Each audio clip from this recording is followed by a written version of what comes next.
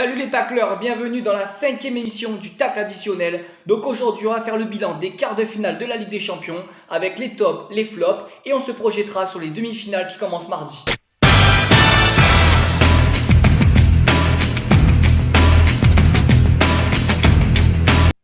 Alors évidemment on ne peut que commencer par l'humiliation du FC Barcelone qui s'est fait démonter, c'est le mot, par le Bayern 8-2.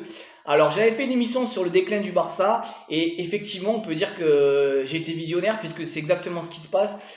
Une équipe qui fonce droit dans le mur, on a un entraîneur qui n'a pas réagi du match, il était complètement prostré, aucune réaction, aucun encouragement. On avait Ter Stegen et la défense qui essayaient de relancer par derrière alors qu'il y avait un pressing constant des Allemands qui à chaque fois envoyaient des vagues et venaient prendre le ballon presque dans la surface des Barcelonais. Donc aucune réaction, un Messi transparent, Griezmann qui rentre, on ne le voit pas non plus. Donc il y a vraiment un très gros problème au Barça, il va falloir vraiment changer les choses parce que alors là c'était vraiment ridicule.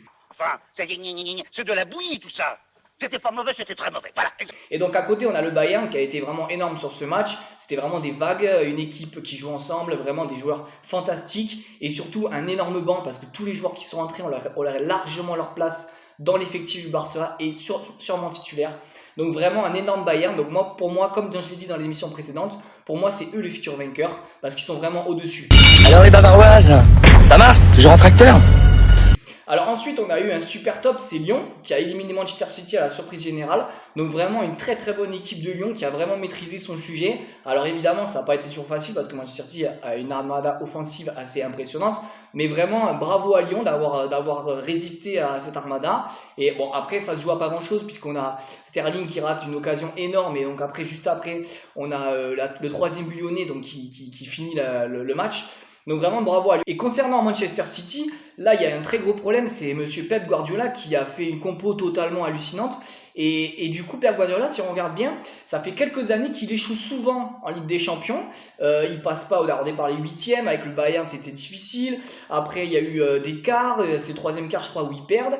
Mais au bout d'un moment, avec les moyens qu'il a, il devrait faire mieux. Et hier il paraissait très très abattu, vraiment au fond du trou. Donc il va falloir qu'il se remette en question, qu'il reanalyse les choses. Et peut-être ça sert à rien de faire des investissements à tire-larigot sur des joueurs qui sont pas forcément talentueux. Voilà, à réfléchir. Et dans l'autre partie du tableau, donc on a le PSG qui s'est qualifié in extremis contre l'Atalanta. Donc ça s'est vraiment joué à pas grand chose. Mais là je trouve que ça montre vraiment une chose, c'est que le PSG a changé déjà au niveau mentalement. Parce qu'avant je pense qu'ils n'auraient jamais réussi à revenir. Et là contre Dortmund ils ont renversé le match aller, ils ont gagné 2-0. Là ils renversent le match dans les 2-3 dernières minutes, ils arrivent à renverser. Donc cette équipe mentalement a progressé. Ça va, ça va.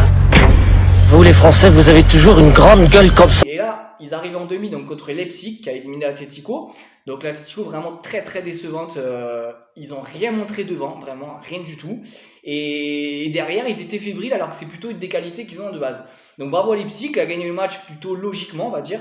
Et donc PSG Leipzig en demi. Donc c'est un match pour moi il va y avoir beaucoup de buts parce que c'est deux belles équipes qui jouent et avec des belles armes offensives. Donc à voir, moi je pense que le PSG gagnera, je pense qu'on va aller vers une finale PSG-Bayern, voilà, ça c'est mon prono. Et ce qu'on peut dire aussi sur ce format de Ligue des Champions, c'est que ça nous a offert quand même des surprises. Donc PSG-Bayern en finale, attention, il peut y avoir d'autres surprises. Donc j'attends vos pronos, dites-moi ce que vous en pensez, et on va voir ça à partir de mardi. Allez, ciao les tacleurs!